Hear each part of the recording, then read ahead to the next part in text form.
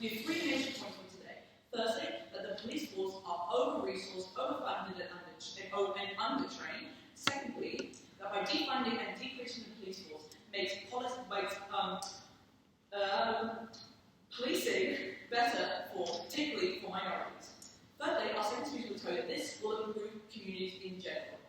What we're going to do today is prove to you that the current state of US policing is harmful minorities and needs to be fixed now.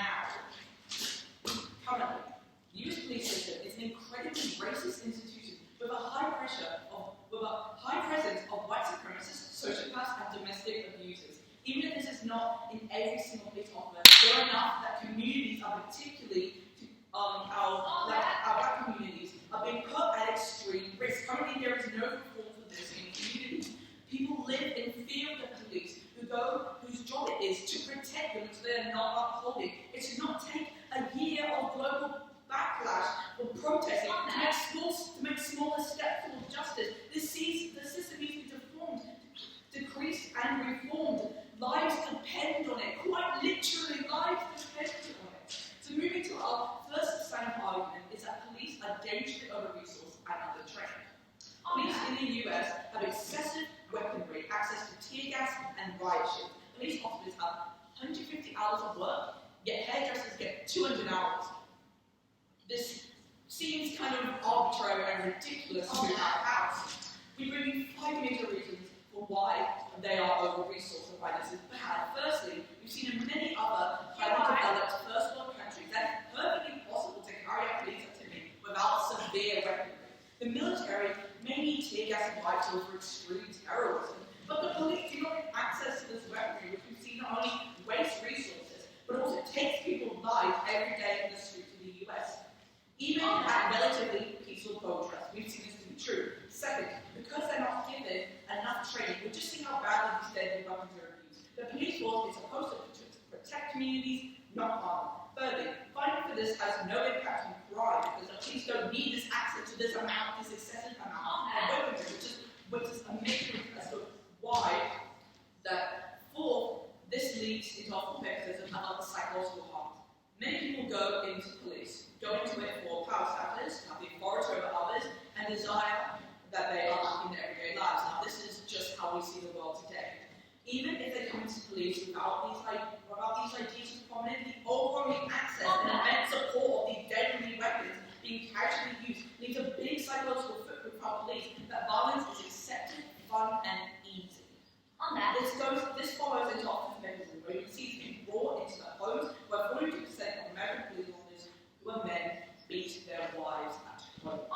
We don't see this level of domestic violence that is directly linked to police forces in other areas of the world. And the outcome of this, we've clearly demonstrated the detrimental part of overfunding the police, which has led to excessive access to dangerous resources being abused by police who have the control to do so. We'd rather redirect this funding to help improve community well-being, especially for minorities who are severely harmed by the overfunding of police, which we will elaborate on in our second point now. Now, with that in mind, our second substandard material is that by defunding and decreasing the police force, we make policing better, particularly for minorities, specifically black communities in the USA. Currently, there is an overwhelming amount of police officers going to the force because we've proven that this psychologically attracts racists and white supremacists with the over resources in the United States. And those who are directly harmed as a result are particularly black minorities. People are being shot in the streets by police. The very people supposed to protect them. We have three key mechanisms as to how, by defunding the police and not having as many, that we then protect minorities. Firstly, when police forces are reduced, this saves money and goes towards sensitivity training and better training overall, which we talked about how we redirect funds. This means that bad cops are weeded out before they hit the street and cause detrimental harm. This also means that borderline cops are safe from falling into racist policing methods, and good cops can become even better. We can also see that when there is activism for police to be defunded, we can divert funds into communities we said before, based on things like, for example, drug rehab, crime prevention, and de-escalation training, particularly for minority neighborhoods, where this has been poorly executed by police in the past and continues to this day. Fourthly, there is also less bad police officers are attracted to police policing, if they're still attracted, which will wash up before mix onto the street, which would be proof it comes down to the training they give them. They're better quality policing with less ability to cause harm. Minority officers are attracted to the force, and we outside house make policing for minorities. People feel safer, fewer bad cops in the system, and the quality of policing drastically improves. Minorities are heard and dedicated to. Now, that's going to be a while. Even if all of that is true, how does it prove that activists campaigning for this actually achieves this policy change? Okay, so we're just proving to you that people are losing their lives, and by defunding them, we don't have as much weaponry, as you just acknowledged, even if there's some truth to this, which there is. And we create the fastest change by not having all this access to resources. We actually better help minorities. Our entire case, we've just proven to you how we better help minorities, and by overfunding is extreme and has access to deadly weapons. We change people's lives now. We're protecting people's lives right now. Our policy has quick and tangible change. At the end of this day, we've proven to you the harms of police being overfunded, over-resourced, and under-trained. How this in mind, the current police force directly harms minorities, and that actually, at the end of the day, we can only give you tangible and realistic change in the US for minorities, and that this change is imperative. If we can get rid of the overfunding and the deadly weaponry and the culture in the USA around this being encouraged, and about the racism and the culture of the USA today. We're not talking about New Zealand. I mean, yes, there's racism in New Zealand, but there are people losing, a lot of people losing their lives in the USA, and this is horrific. We need fast change. We get rid of the weapons, we get that change fast. Even if we want to be, we're going to be here in the next case, if we're being charitable, let's say that they prove that they get good outcomes for minorities, okay? Well, what this debate comes down to is who actually gets this fast change. Because remember, we're talking about lives at stake here. Our policy directly gets this change a lot faster. If we can get this change faster, we save more lives. And we think that is the key thing at the end of the day, is not only getting long-term change, which we prove we do get for minorities and the police, we've also shown we get better immediate change because of how imperative it is that we save lives. Proud to offer.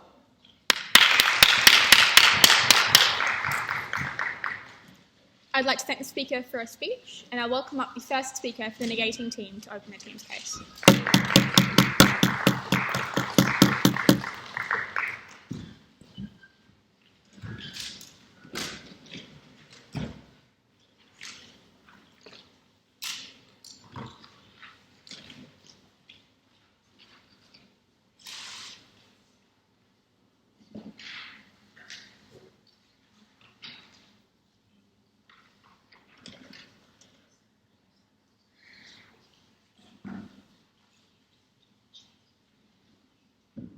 A movement that seeks to achieve mass change through undermining one of the oldest and most respected institutions in America is doomed to fail from the start, and that's what activism is today. We're going to prove to you because we get better progressive social movements when we don't have this movement hampering them and hampering their process. What do we stand for? We stand for activists in the US campaigning for things like Black Lives Matter and maybe specific changes to police practice. And obviously, to achieve that goal, like an end to police brutality or whatever they're protesting for. A couple arguments we can get into this.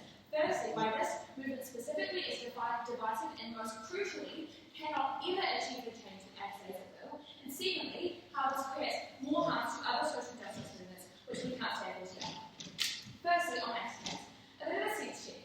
They told us about all the benefits of defunding the police, but never actually said how activists campaigning for this was going to achieve that. They gave zero mechanisms, and we're left now not knowing how all these changes are going to be brought about. I'll talk more in my substantive about how it's not actually realistic for these changes to happen, but it's just key to note that we don't actually know how this is going to happen. All we heard were the benefits of the potential outcomes, missing those mechanisms there. On that point. Firstly, I'll just sort of talk a little bit about the sort of redistribution of funding processes. So we think that even if they get this change, which we'll talk about later why they don't, if the department is not performing correctly, removing funding from their ability to go through training to make themselves better is logically just not the best way to achieve any sort of change. But more crucially than that, we know that we actually can't achieve that change, which I'll explain more in my substantives. Firstly, why this movement is so particularly divisive, and because of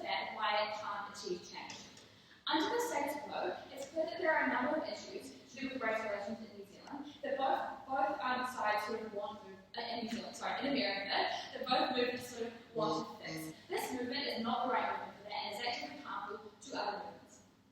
Few reasons why this movement can never achieve anything. Firstly, when you speak to establishment, people in America really care about the police, right? They are not going to want to jump on board with a movement that undermines that institution that they care about from, firstly, I feel like traditional perspective. It's one of traditional institutions of the country, but also most people just feel protected by the police, right? Obviously, there are significant issues with police that mean that some people do not, and those are really, really bad. But your average person just feels safer when they see a cop on their street. If you're getting followed home, your average person, and you see a cop, you just feel better. You feel like you can go and feel more safe with that cop being there. That means your average person doesn't actually want the police to go because they feel protected by the police. When they hear this movement, they think, oh my god, no, I don't want people to just rob me and come into my store with guns and I don't know, a lot of bad things when they hear this statement, and they're not going to support the movement. On the comparative on our side, someone is way more willing to get on board with something like, let's have more race relations training for police. You're like, yeah, that sounds great. You're also more willing to get on board with something like Black Lives Matter. You're like, yeah, that's awesome. I stand by that. This means that these movements are way better for achieving this end to police brutality. Secondly, what does this mean when your average person doesn't support it? And why does this mean they can't get change?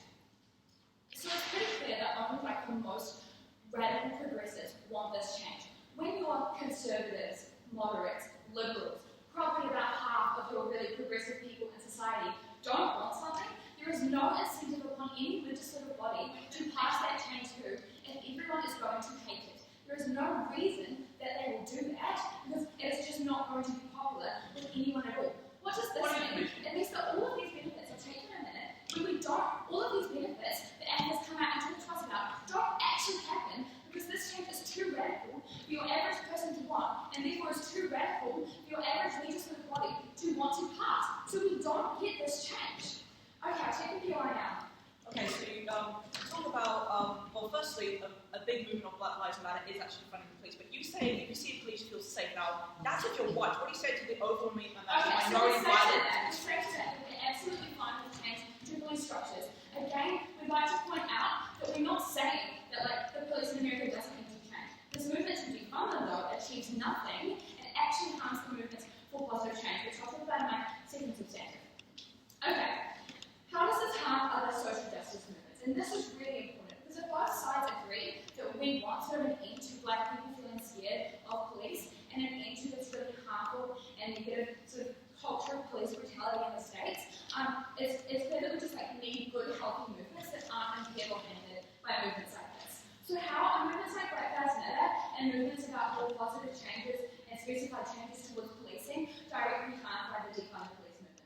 Well, to answer specifically, they're just harmed by association, right?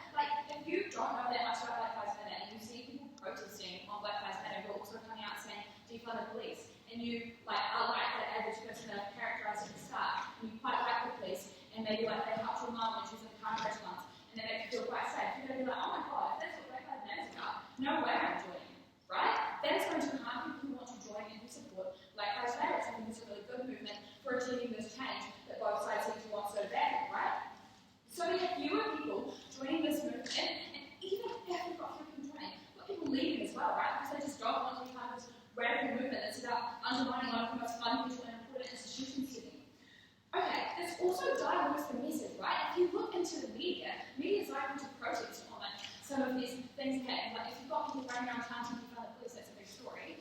The media is likely to come out and say, oh my gosh, Black Lives Matter people saying defund the police. This dilutes the message of Black Lives Matter, and it also dilutes the potential support base that Black Lives Matter would get to be able to get that large support base that we've told you about before to get that legislative change. So, these progressive movements that we actually think achieve stuff way better because they're not sort of based on some wild hope of just ending the police force in one day, and a bunch of people go out and say that they want to do that. But also, it harms these way more positive movements that are also really good at. So why are you talking about harming other movements when minorities lose life to police and those movements can still coexist and be fought for? So I've just told you why these movements can't effectively coexist. Why what Black Lives Matter can achieve when they get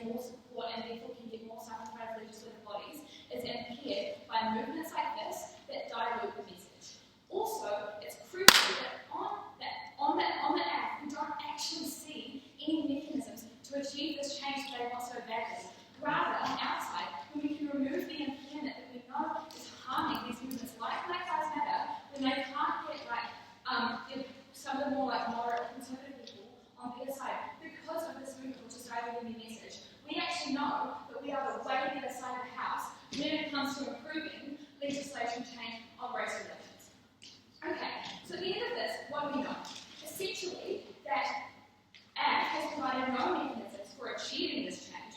We know that we can't support the campaigning for this message at the expense of other movements like Black Lives Matter, because it is doomed to fail, because no one is ever going to support it, and also because it comes in and actively harms those movements that we tell you are really good and really necessary for achieving this change that both sides want.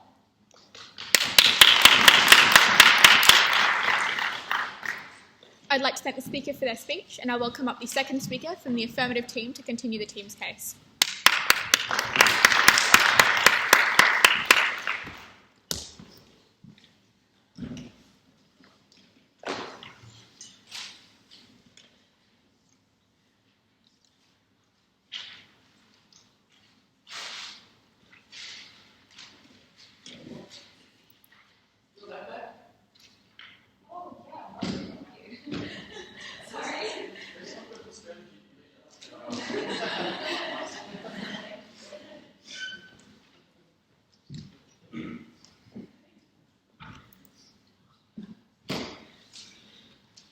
In this debate today, we have seen the negating team fail to understand how politics in America works and how we can actually achieve real change.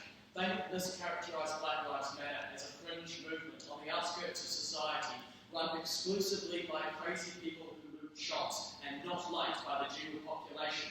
They've underestimated the political capital they believe they have, and they have completely mischaracterised your average Joe in the United States. Look, in my speech, I'm going to do two things. Firstly, I'm going to respond to the material they've provided to us at first, then I'm going to continue my case and deliver my split point, which is why we need to involve communities to make this change. Right, on the material, they delivered us 2 points. Firstly, why Black Lives Matter being supported by Black Matter activists would divide the community, and why it would harm other movements. We tell you these are both wrong, and even any harms that they say are minimal. Here's why. On the topic of division, they say that Americans do not like the Black Lives Matter movement. They like the police, they feel safe.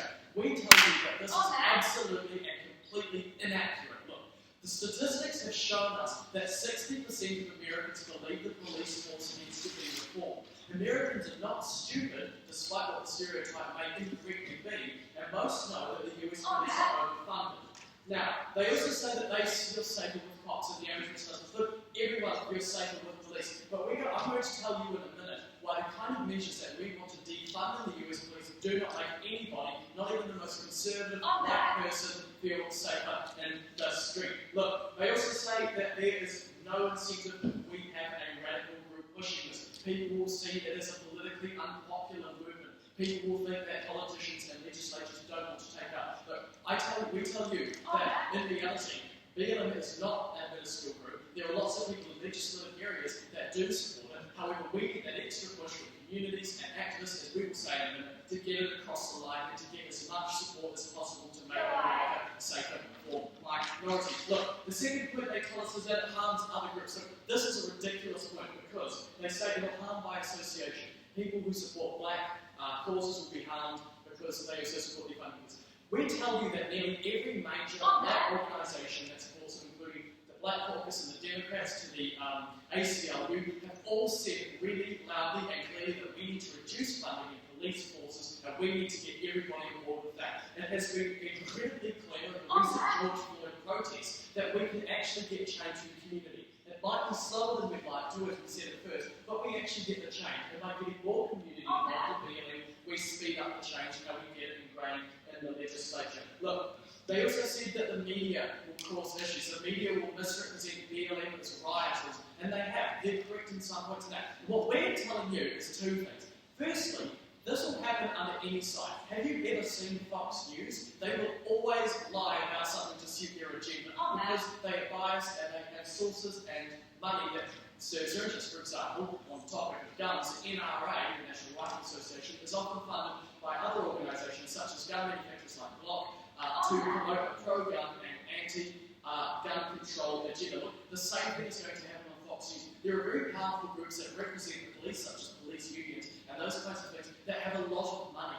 And that money comes from the police forces because they have a lot of money at their disposal to influence the media world. So even if that happens, they will not make a difference. Now we tell you also this media argument holds no weight because in reality, if we got more of the community involved And more people, even on more conservative sides, because we tell you they can be convinced, and once again we'll explain in the split, that they'll be less receptive to this media attention. And I'll go into that a little bit now. If you have a wider group of people who know what is being peddled on Fox News as not true, as garbage, as BS, they will be able to tell their friends and go on and understand more that actually the reality does not line up with what they see. Because we tell you that the interaction between people, what your friends say, is generally more interesting and more convincing than what some random man will take a house and yes.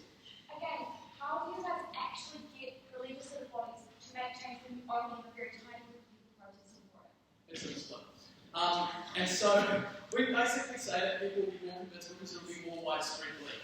If you look in the past, for example, of the civil rights movement, the establishment in a lot of ways, except a fringe, or not a fringe, but a reasonably small group of people and some political parties were against giving black people civil rights. But the media was against it. However, activists like Martin Luther King and Malcolm X were supported and challenged the way we thought and challenged the systems, and we got actual change. Right, now, onto my split with it. We need, to continue my case a little bit further. To build on what my first speaker said, one of the things that police are also overfunded for is the purchasing of vehicles and weapons that are totally unnecessary. Police departments in the US, especially in small cities, of about 50 to 60 to 100,000, often get bought multi-million-dollar vehicles that are very similar to those in the military. They have thick armor plating, they have machine guns on them. Now we tell you that, yes. So why don't you just reallocate the resources rather than defunding the police? Well, actually, we have to defund the police to reallocate those resources. Also, we said that in our first speech. We can spend that money better on other programs to stop crime. Anyway, look, these things are uncertain. They do not make the average person feel safer. Hence why their point is actually not relevant. We say that if you're on the street as an average Joe, you'll be comfortable if a police officer is there in a car. That does not change under our side of the house. On their side of the house, the police are driving around in multi-million-dollar tanks, which make black people, for example, feel extremely unsafe. And it's like the military. Now, why do we need to involve, on my point, why do we need to involve the community? It is not enough to simply just pressure the legislators as a small group to get the change we need. We actually need to push our activists so that it becomes more widespread. Activists do change things. Martin Luther King changed something. Malcolm X changed something. We need to get the community involved. And what we can do by getting the community involved is, firstly, we spread this further because they convince the community and they have wider reaching implications. We also get the community to trust police more, and that is super important. So, first of all, we have more communication between the police and the community. The police and the community feel, because they know the police is making actual change and they're being forced to serve the people, they'll be able to talk to each other better. That means they can have shared solutions and engage better. That's really similar to what we see in New Zealand, and it works better than in the US. Secondly, people will feel less scared to approach the police. For example, if you are a black person wanting change, you can more easily speak to your local police officer. Or if you're somebody willing to report a crime, you're better able to support them on that. And so one of the outcomes of that is actually you get better community safety because people are more willing to share their interests. The third reason we need to involve the community and allies better involve the community is you have higher trust and mutual respect. And because you have a familiar face with the activists that we are supporting, that's why supporting activists who push the legislators is so important. You create more of a bond between the people, the legislature, and the police. It's not about dividing ourselves. The only division happens on their side of the house. And finally, the last point is black people do not feel left out. It is very difficult to overcome a barrier of a difference in race. If you activists who look like you and sound like you, and your police officers look and sound like you, you could be better able to interact and make legitimate change. Not hoping that some legislator sits on their laurels and makes changes or hopes that it'll happen. Because there are forces, there are lobbying groups that do not push that. Look, at the end of this point, we have told you that the only way to get change is by getting communities and minorities together. We can only do that by supporting activities that look like and sound like minorities. And if we do that, we can get better engagement between those groups and that'll make our communities safer. We're proud to refer.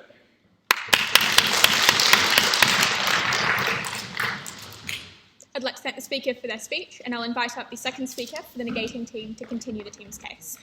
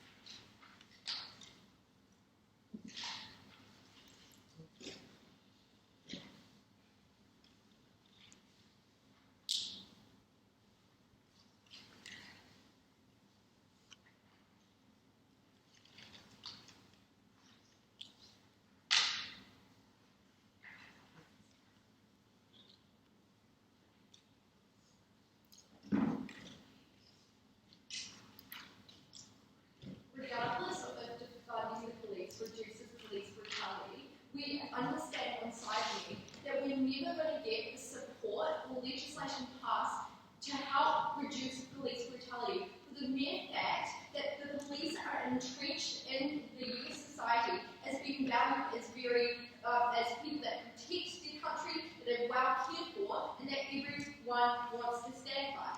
Therefore, we understand on side net that it's not strategically valuable to push something like ACAB, defunding the police, and a campaign like that, when we understand it's actually more valuable to push for Black Lives Matter, because we know that people are going to hate the idea of getting rid of the police, but they will be more sentimental when they understand it's like now talking about Black people are dying, we need to protect Black people more. That is the difference we bring to you today. Firstly, I'd like to clarify to you that what side ACT doesn't understand is we view Black Lives Matter and ACAB as very different subjects. Because something like Black Lives Matter is the idea of going against people dying, like Black people being killed and murdered by the police and just being prejudiced against. Whereas ACAB, or defunding police, is when we specifically defund the police and take the issue away from Black people and rather focus more on the police themselves. This is the harm we see today. Firstly, I want to talk to you about why this campaign is ineffective. Secondly, I'm going to go on to tell you why defunding the police is against the goals of this movement today. And finally, I'm going to talk about why this harms other social movements. So first, why is this campaign ineffective? Basically, what we want you to understand is that progressive activists want change in today's debate. And if we can show that if the campaign of defunding the police doesn't get changed, then we think that we're clearly showing you that we actually get more police brutality or it stays the same. So what have we told you so far today? Firstly, we told you this characterization at first that the police are viewed as protectors. And this is something that is just entrenched in American society and its constitutional values. And we think that if they were defunded, the general view from the public would be that they now no longer have protection. What do we hear in response from this side act? Basically, they said to us, and they basically asserted that this group just has a large amount of support already, but we've clearly told you that they have things like negative media attention and this negative view of the police that actually makes it harm in a bad way and they can't get passed through. So what do we actually need to show you today? What we need to show you is that if legislators don't believe this, then what happens is this group is a minority and they're not going to have this legislation passed through. So firstly, what do we hear to them in response about some of this content we gave them? First, they said to us about the negative media attention. They told us that groups like Fox News would always report negatively about Black Lives Matter, about ACAB. It didn't matter what the topic was. What we told you firstly is that their best, we think, we'll take them at their best on this instance and say that if Fox News is giving bad attention all round to both Black Lives Matter and to defunding the police, we think they're going to still give significantly more negative attention towards defunding the police when we know that supporting the police is something that Fox News inevitably stands behind and supports generically, and that is a constitutional value. The difference that we have is with Black Lives Matter, even if we get negative attention from groups like Fox News, we think it's far less than defunding the police because so many people care about it as their constitutional values. So what then do we see in our world? What we see is the type of negative attention and divisive nature. For example, we see news reports like radicals wanting to destroy our American society, or something like Black people want no police so they can get away with more crimes. This is the type of labeling that we get on their side of the house. Instead on ours, we get labeling more like Black people are being brutally killed. They are having less equality, and we need to change this. So then, how do we actually change this on our side of the house? The second way I'd say why defunding the police is against the goals of the movement, and even if it's progressive, how do we get this changed? We think it's important today to address the goal of side A. Their goal is to reduce police brutality and defund the police. So how does this not occur on their side? Two key reasons. First, we think that when you defund the police, you just generically they have less resources, and therefore what happens is they're now less trained, less equipped. What does that lead them to be? More brutal to Black people because they don't have much training. And it also means they're just generally not being able to do their job as well.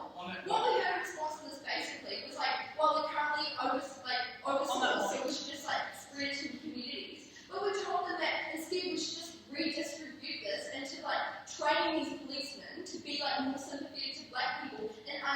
that is how we get change. But also they just talked about things like how police go around with these multi-million-dollar tanks and how that's significantly harmful. What have we told you today? We told you that what happens is that when we have more police, like when we defund the police, we're more likely to get police animosity. This is because they feel like they're less appreciated, they are like stuck in hate figures, and therefore we think they're again more likely to be more aggressive to people of colour.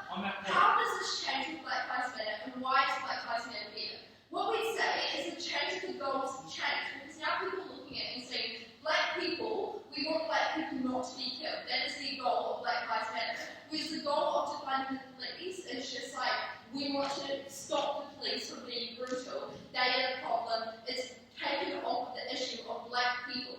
And we think when we have this thing of like black people are not being killed, we make it more palatable for like the conservative, for like legislators to address. And it means that it doesn't endorse radical ideas. That means people think they are losing their safety, which happens under their side of the house. And we think we get more simple ideas and goals that are easier to understand under our side by supporting Black Lives Matter. We also then had this argument about community from side A.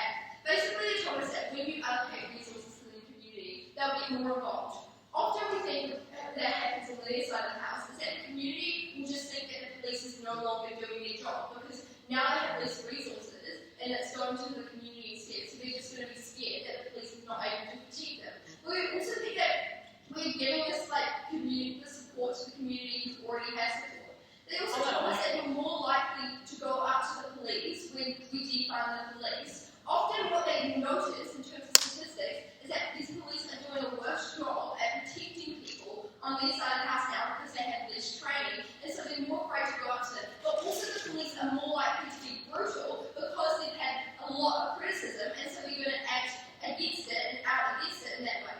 Finally, then, why this harms other social movements? We've had barely any response to this. We told you that people generally associate Black Lives Matter with defunding the police, and this is for reasons like people are uneducated and also because they have similar goals that you can't tell the difference. We think this is really harmful because they think this radical view is related to Black Lives Matter when it isn't as much, and this is why we lose support for Black Lives Matter. We don't want that on our side.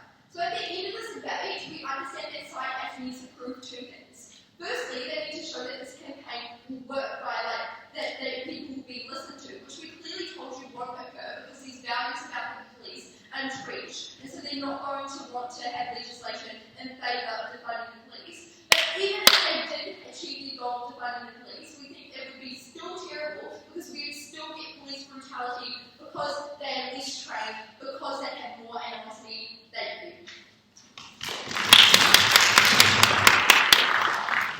I'd like to thank the speaker for their speech, and to conclude the substantive portion of the affirmative side, I welcome up the third affirmative speaker.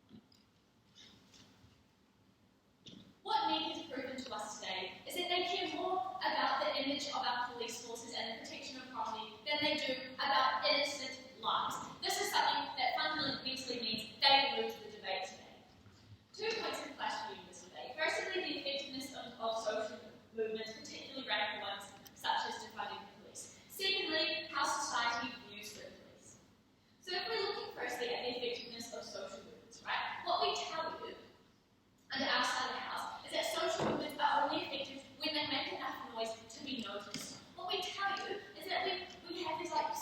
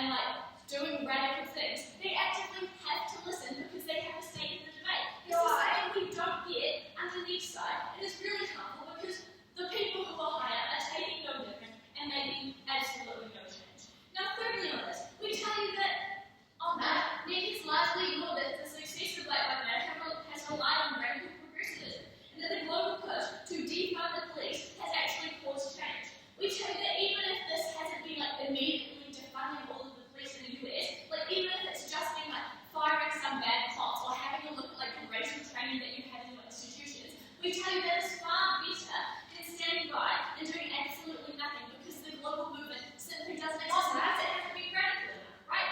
We think even if we're only getting a small benefit of some people being removed from the force or people being retrained, we think there's a far better benefit that only exists on our side of the house. On the east side, all you get is people standing by hoping that maybe people engage in some racial training, right? We tell you that this simply does not happen.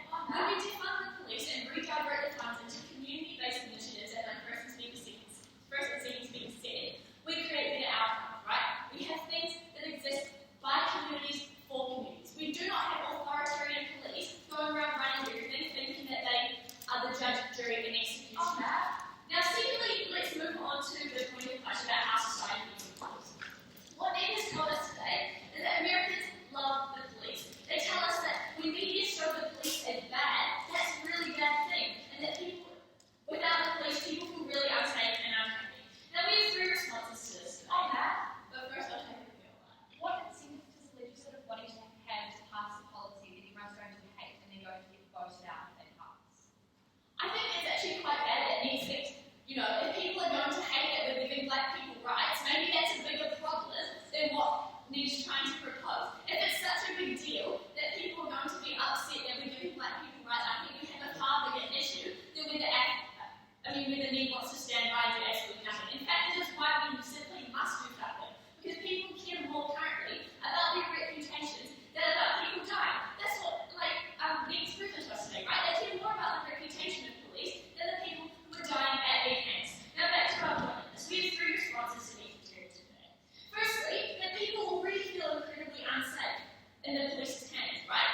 They've largely missed out the fact that the only people who really feel safe in the hands of the police are white people, right? Black people in black communities where policing is especially poor do not feel safe. They don't have the same mouse-wide experiences with the police who helped their mum or their auntie in a car accident, right? They have the experiences with the police and the people who last week shot their next door neighbor's son who was innocently walking home from school holding his cell phone because it looked like a gun, right? We tell you this is a huge portion of America that they're leaving out of the debate.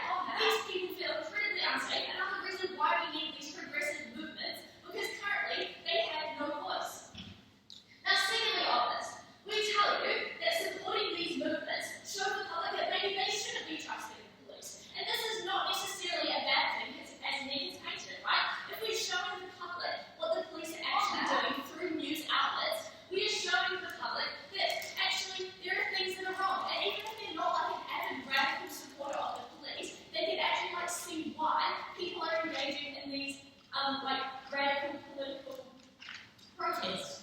If you don't give them any media coverage in the face that maybe will make them look bad, then we think that's a huge, huge harm, right? Regardless, some people disagree with the movement and everybody else see it and get some traction rather than not see it at all, right? The only way we've been able to gain some political traction on this is by televising these protests, televising these radical things, and enabling the world to be seen. This is how we got justice for people like George Floyd, right? You had people jumping on this bandwagon, even though it might be radical, because people recognize that black people shouldn't have to be dying in the streets of America. When you take these cases into consideration, what you really see is they don't really care that much about the crux of the problem, which is protecting black lives. We do this by defunding the police. We do this by supporting political campaigners and progressive activists in their struggles. Because if we don't, more black people continue to die. That is the biggest underlying harm that exists on each side of the house. It is something that ACT is the only side striving to solve, and it's why we win this debate.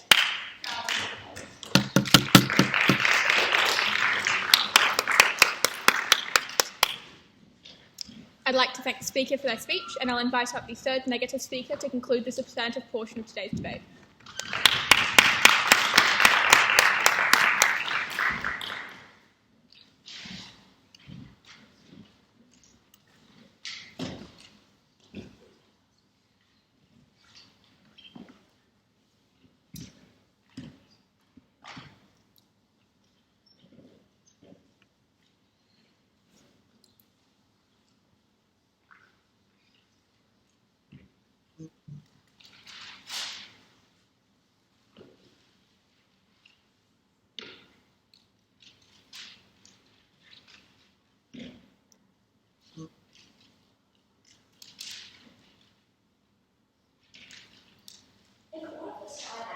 is today's debate. They cannot leave it at discussing how great defunding the police will be.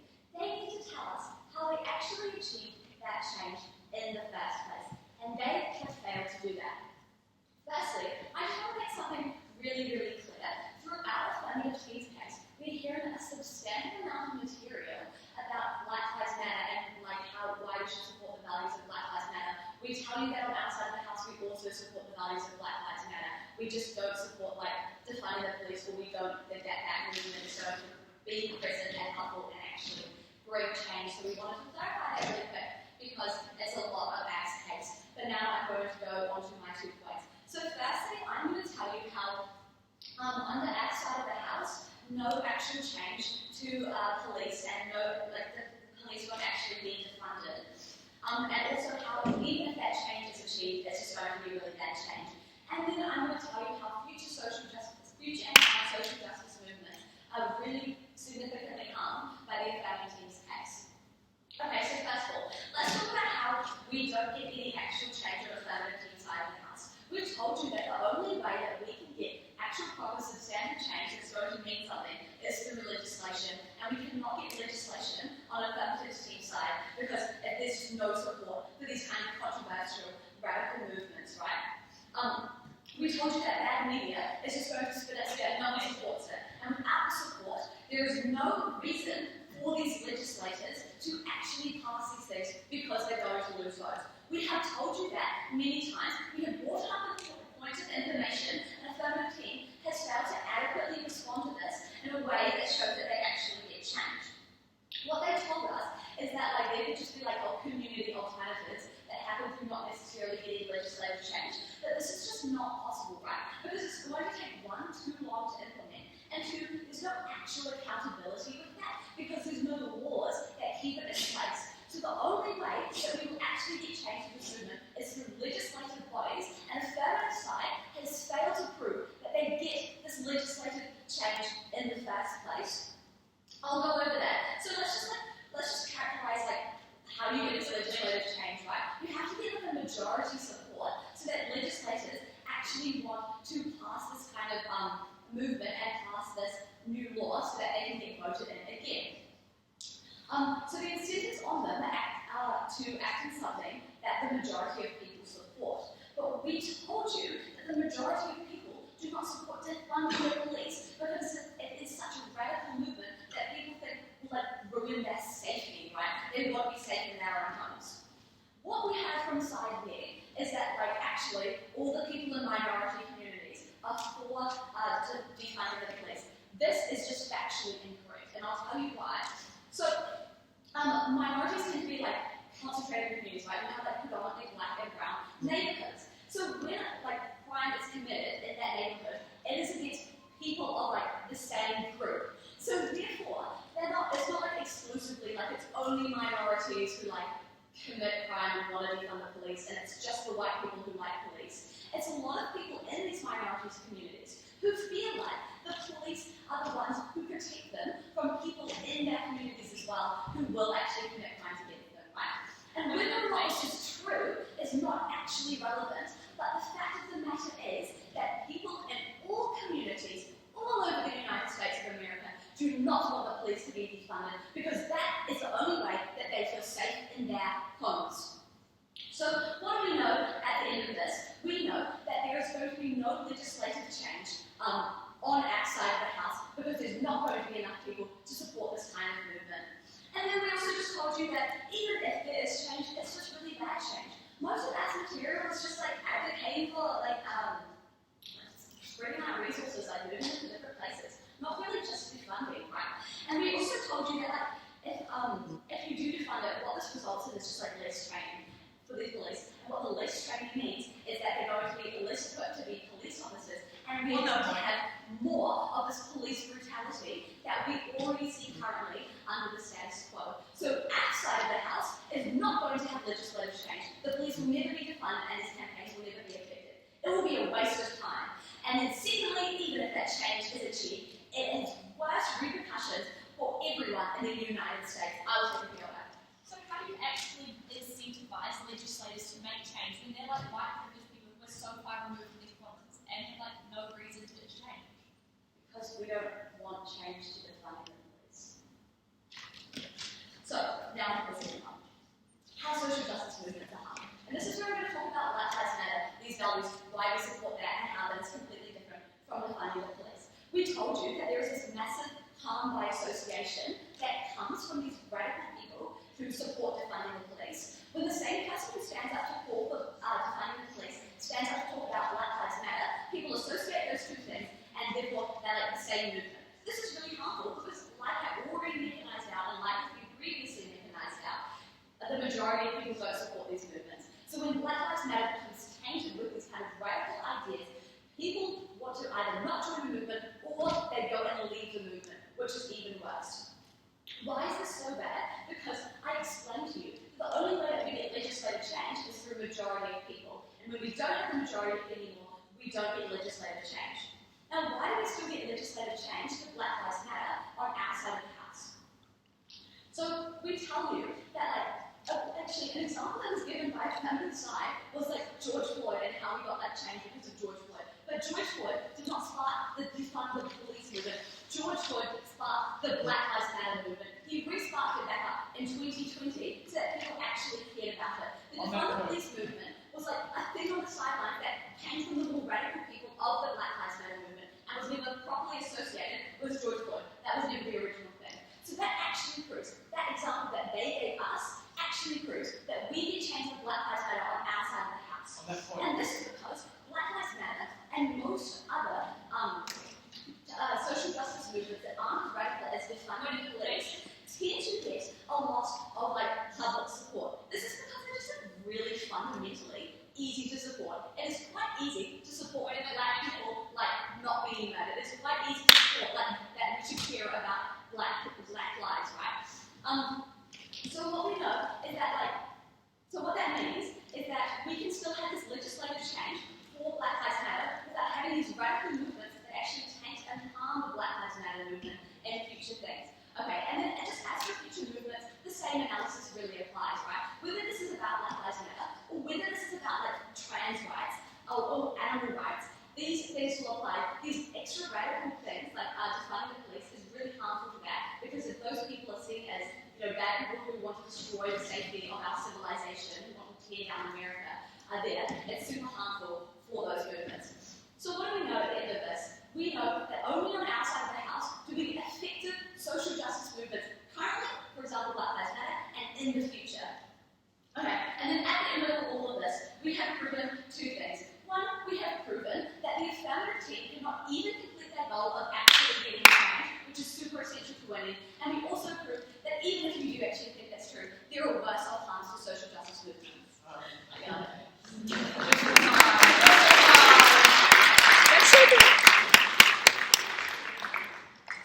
I'd like to thank the speaker for their speech, and as is customary, I will reverse the speaking order and invite up the negative leader to conclude today's debate.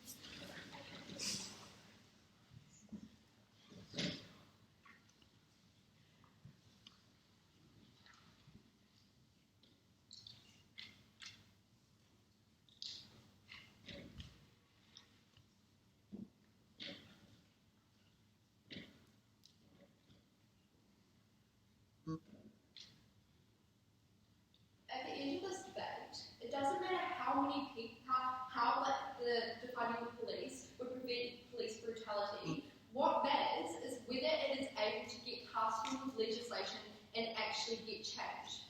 We understand today, inside neither side of the house, that we don't, by defunding the police and presenting that movement, we aren't able to get past people's legislation and actually make it happen. But even then, we understand that defunding the police is actually against the goals of this movement of reducing police brutality. 2 points of clash we have today. First, why the police won't be defunded, and secondly, why defunding the police won't reduce police brutality. So first on why the police won't be defunded. Basically, we've told you that movements need support to get change,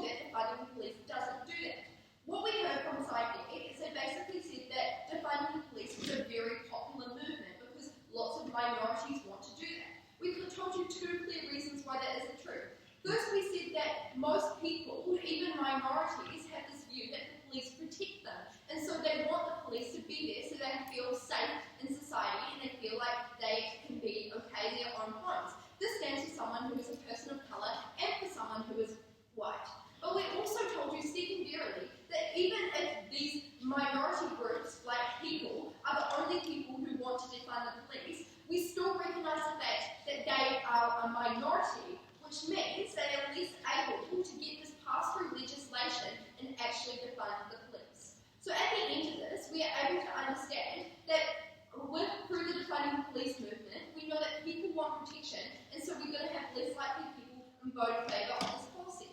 So what else did we tell you about why defunding the police doesn't get policy change? Firstly, we told you there's not enough support, which I've clearly shown already, but we also talked about negative media attention.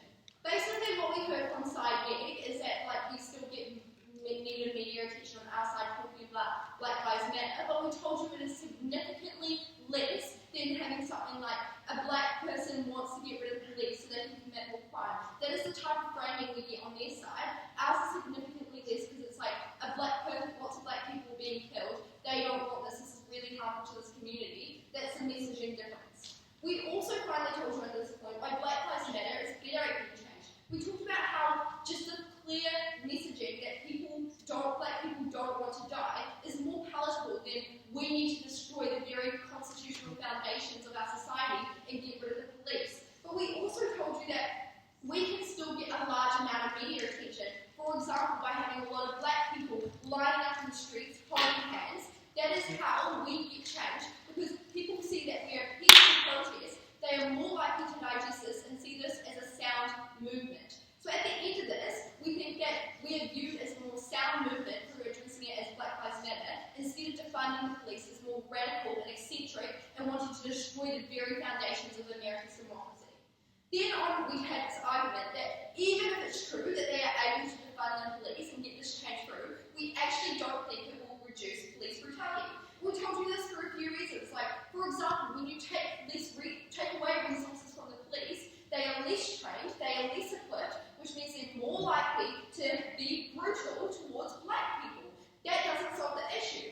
Basically, and we also told you that we could actually just redistribute the resources into giving them more training. That is how we solve the issue on our side of the house. But we secondly then told you on this issue that we actually get more police animosity towards black people, because they're now like, I'm getting paid this for my job because people of colour are protesting against me. They're more aggressive, they're more likely to harm black people, so they don't actually reduce police brutality.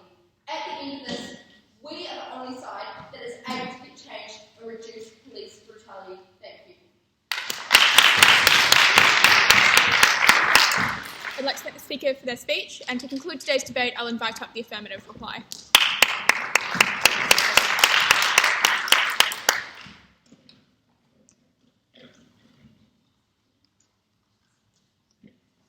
A few bad apples.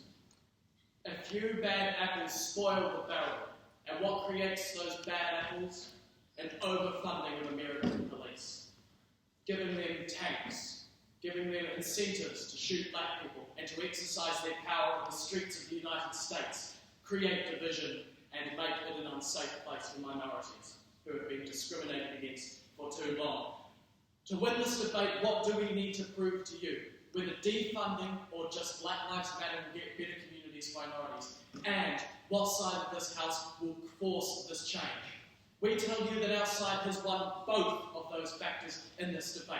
First of all, why do we get more change? Why does defunding get more change? We told you from the outset that overfunding means that policing looks cool. You've got all these cool toys, you've got all these cool weapons. There are psychopaths. There are people who are not safe mentally who come into the police because they know they can exert their power. If you compare it to a country like New Zealand, where we explain that actually you have regular equipment, you have cars and tractors for rural police, and you have basic equipment and not tanks, the police come because they know they've got to serve their community and not oppress others. How does defunding the police stop that? We told you that they will literally not have the resources to spend on that.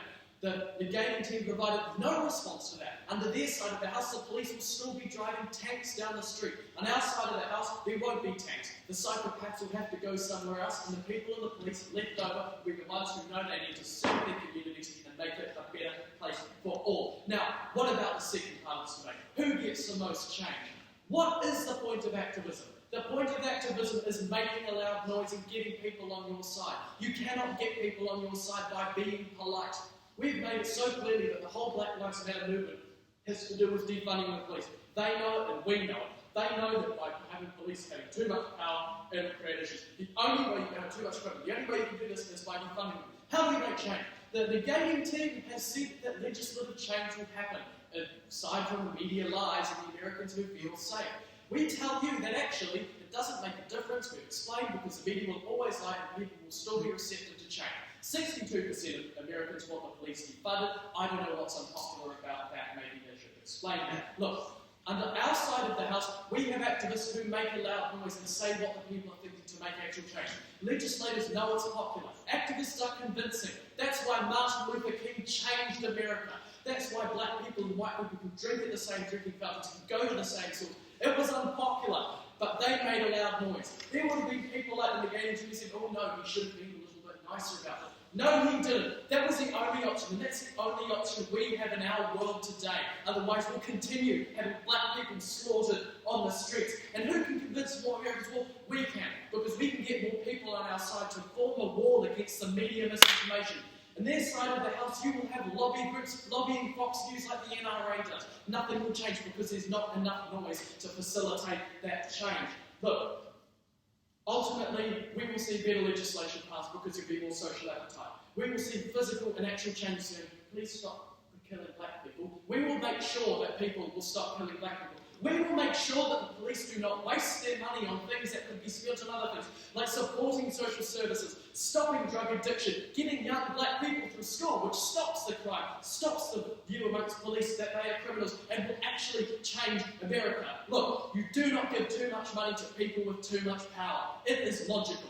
And sitting in the corner and saying, we're going to change this because we believe that it's a little bit too difficult and no one will believe us we do. That's not how civil rights was changed. That's not how slavery was ended in America. And that is not how we will stop the slaughter of innocent black people on our streets. That is why we've won this debate, and that's why we are extremely proud to affirm.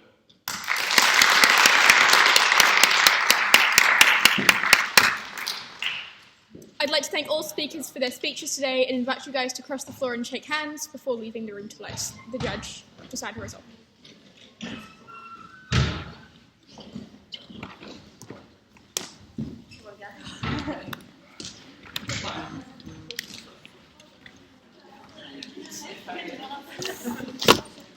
It's just like yelling at each other, like,